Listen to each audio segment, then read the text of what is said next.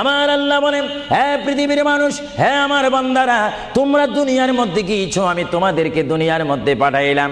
পাঠাইবার পরে আমি জানি তোমরা অনেক অন্যায় পথে যাবে, অনেক কাজ করবে, যে কাজগুলোর মধ্যে তোমাদের গুনাহ হয়ে যাবে। হ্যাঁ বান্দা, তোমরা গুনাহ করবে তাও আমি ভালো মতো জানি, তোমরা পাপ করবে তাও আমি ভালো মতো জানি।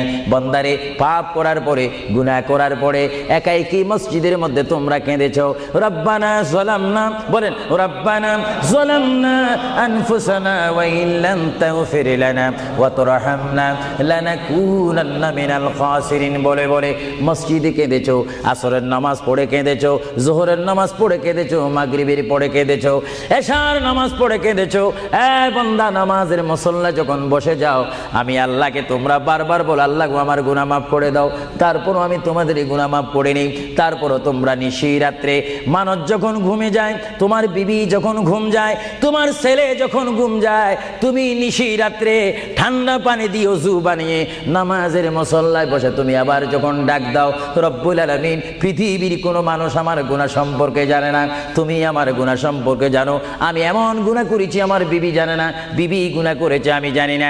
আল্লাহ, তুমি সব কিচ্ছু জানো। হে আমার প্রভু, তুমি আমাকে মাফ করে দাও।